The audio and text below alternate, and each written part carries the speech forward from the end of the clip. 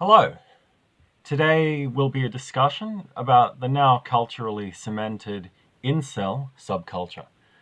I've been thinking about that subculture for a while, and I thought, why don't we take a look at them from a literary perspective to see if we can learn anything? Because any social movement needs a canon, and a modern social movement typically selects its own canon out of the pre-existing body of work. That said, what we call incels typically tend to seize on books of the following types. I've just selected 6 random books that I feel fit into that template, and they are Dostoevsky's Notes from Underground, Hermann Hesse's Steppenwolf, Osamu Dazai's No Longer Human, Camus' The Stranger, Ernesto Sabato's The Tunnel, and Michel Houellebecq's Submission. Now, these are all similar books. They're about tortured artists, teachers, the lazy, degenerates. They're broken, lazy nihilists. So it's perfect 4chan style protagonists. Not to mention that what I'm calling from now on incel literature is a misnomer, and these are really nihilistic novellas, but they've been appropriated largely by that crowd, which kind of annoys me. They're all good novels, but I'm sick of the format of lonely man writing an epistolary text and sort of ranting about his criminal activity that universally makes them up. And when I started reading The Tunnel, I just wanted to finish it. I just wanted to get on with it. I respected it for its own merits at the same time, but I knew what was coming. And it really, it does wear on you after reading a few of these. Don't read them all in a row, not because you'll be damaged or anything, because you won't, but you'll just get sick of it and you won't be able to appreciate them properly. So these novels are all hugely popular among that crowd, obviously, but they tend to miss the point and they seize on the character instead of the specific ideas that each of the authors was trying to get across, the different manifestations all over the world of this single modern problem. A lot of people who are less well-read, we'll say, complain that there's no writing about them from their perspective. There's nothing that justifies an incel or explains him, and they ignore the books, some of which are over 100 years old, by the way, that explain the problems of modernity better than they ever could, which brings up several questions. Can an impersonal novel explain a person's problem better than that person? I'm not going to answer these, by the way. These are for you people to talk about in comments. I don't have the right answers for this. This is for discussion. So, can an impersonal novel explain a person's problem better than that person? Can a novel become a culture's Bible even if the culture rejects it? Or, we'll turn that around. Is the book necessarily related to them if they decide to claim it? After all, Dostoevsky's not holding up the underground man as an icon. He's saying he's the exact opposite of how you're supposed to act. He's the bad guy, but you'll see people, well, insofar as there can be a bad guy. I really shouldn't have used that phrase, to be honest. That was inaccurate. But he's the opposite of how people are supposed to act.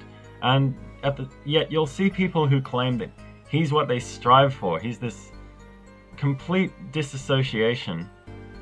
Here's this complete disassociation from what Dostoevsky was actually trying to say. People tend to take pride in difference. That can manifest itself, and it largely has, in the manifestation of a sick mind, or what we think of as a sick mind because it deviates too much from normal cultural trends. It's not a new trend at all. We've got Holmes, the opiate. We've got the very idea of the Byronic hero. And the new nihilistic hero is very much a corruption of that Byronic hero. I'll pull up the definition, hang on. Yes, a man proud, moody, cynical, with defiance on his brow and misery in his heart, a scorner of his kind, implacable in revenge, yet capable of deep and strong affection. Although, of course, the last part doesn't apply to our group in question. And it's basically that, except without the last bit, to the worst possible extreme. And the problem is that if these books, or these kinds of books, are your only exposure to literature because you don't read much and you hang out on 4chan all day, then you assume that all of the intelligent people think that this way, and all of the classic writers think this way, and anyone who's, accomplished anything greater in their lives kind of thinks this way, because these are the only books that you've read that aren't J.K. Rowling. Now, look, okay, all fiction has to be about outcasts to an extent, a person with a problem, an unharmonious person, somebody outside of the norm, because that's what makes them worth writing a story about. But glorification of that brokenness, not for any redeeming qualities it might have, as in Underground Man's case, or a demonization, or at least a non-judgmental commentary on the negative aspects of that person, as in Camus' Stranger and Sabateau's The Tunnel, or even a demonization of that person, as in Submission, but focusing on them for the sake of that brokenness in and of itself, because it creates such a vivid image, that is the problem, and that's where the problem comes from, because it allows violent and angry people who are otherwise violent and angry, by the way. They're not made that way by the art. The art just gives them the tools with which to articulate that anger and an image for them to latch onto of what they want. And they commandeer the literature for their own purposes. They fall in love with that image because, loneliness and darkness and deserted bridges in country towns at midnight and dirty artists' studios and so on are all romantic in the large sense. They're all things made to appeal to our dramatic sense, like Brahms. And they've overdosed on dramatic fiction since they were kids, so they latch onto the dramatizations of their own lives because they see images here that they recognize, except more interesting. And they latch onto that, they claim the books and the perspectives of the intentionally flawed protagonists as their own, completely unaware that they're supposed to be flawed. So maybe, and I'm not claiming this is a universal truth, but maybe what people now insist on calling incels are just one of the things that happen when you ignore the author's intentions in the large sense.